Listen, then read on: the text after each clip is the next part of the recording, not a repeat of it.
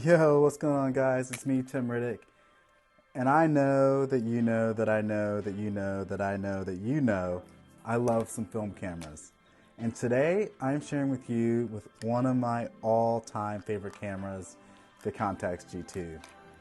Now, I would argue there are many things to love about this camera, and one of those things is how it looks. I mean, come on now, this thing just screams lifestyles of the rich and famous, right? Can't you see yourself drinking some champagne on a beach somewhere?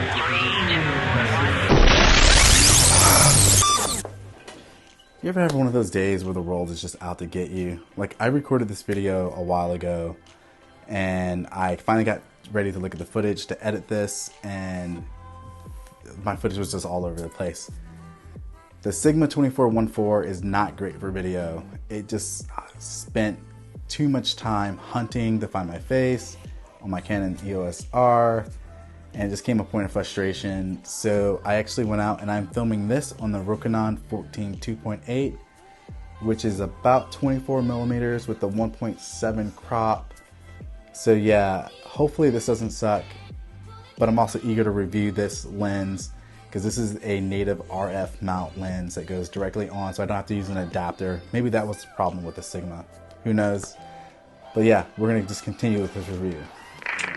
Now, I want to tell you a little bit about the Contax G2. It comes in two very distinct varieties, and you can find it in the champagne gold or you can find it in a sleek matte black. Now, the matte black is less common from my understanding, and that comes at a wee bit of a higher price. Now, before we dig into this awesome little camera, let's dig into a bit of the history of the Contax G2. The Contax G2 was released in 1995 and it replaced the Contax G1, which is also a great camera, but had some focusing issues. The G2 and G1 were meant to rival the Leica film cameras, which, to be honest, they kind of do. The lenses are tack sharp, the contrast is super impressive, and the body has fast autofocusing and the film auto advances, which makes churning through film pretty easy to do. Now, I know they aren't as sexy as maybe a Leica M6, but if I'm honest, having autofocus sure does make it a whole lot easier if you're photographing kids or really any other fast-moving object.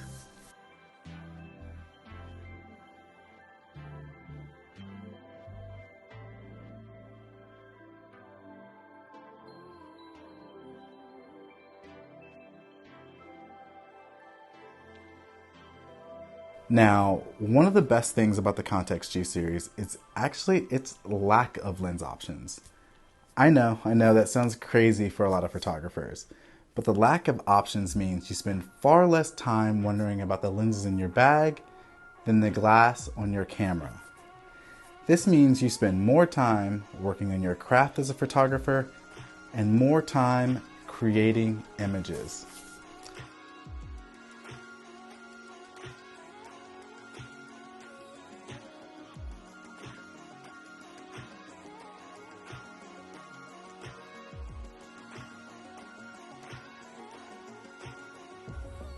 Now, the Contax G series has 5 lenses. They have the 21, the 28, the 35, the 45, and the 90.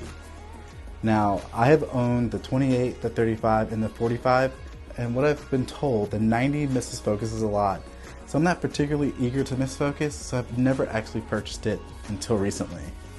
Now, I think the best lens out of the bunch is the 45 f2, and it can sometimes be hard to find online.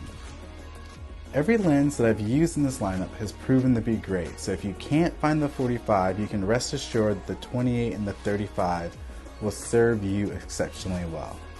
Now, shooting with the Contax G2 is AC Slater dreamy. You know, the guy from Saved by the Bell? I'm a lover, not a fighter.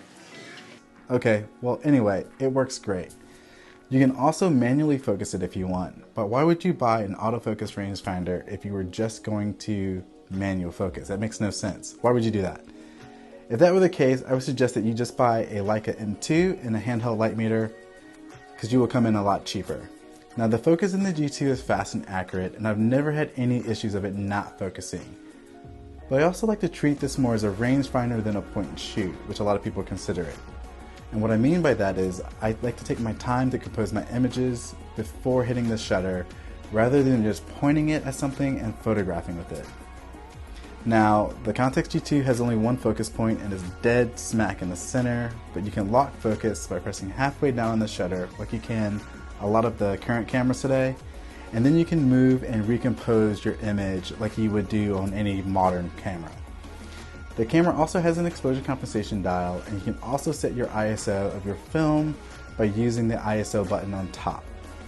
Now, if you want to burn through some film, you could burn through a roll of film in about 8 to 10 seconds due to the fact that this camera can churn through some film at a rate of about 4 frames per second. I know, that's pretty fast, right? Mind-blowing. There's a lot to love about the Contax G2. The images you get from it rival just about any film Leica. It is extremely enjoyable to shoot, but it does come with some disadvantages. The biggest being that it is tough to get a Contax G series camera serviced since Kyocera, who owns the Contax brand, went out of business a long time ago, and parts are hard to come by since everything inside the camera is mechanical. Now, as with most film cameras, I would always suggest that you are careful with them, because the last thing you want to do is to bang this camera around in your bag, because it ranges from anywhere between $1,000 to $2,000, and you don't want that to become a glorified paperweight on your desk or your shelf. Look, I love this camera, and I think you will love it too. The worst thing that can come from it is that you end up with an excellent images and something that will only continue to go up in value. Well guys, that's really all I got for this review. If you like this video, please give it a thumbs up. Please subscribe to my channel. Thanks again.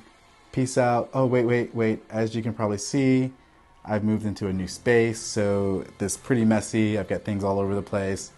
And I tried recording this video in my old space, but I was using the Sigma 2414 lens when I was recording that, and it kept doing that pulsating, trying to find focus.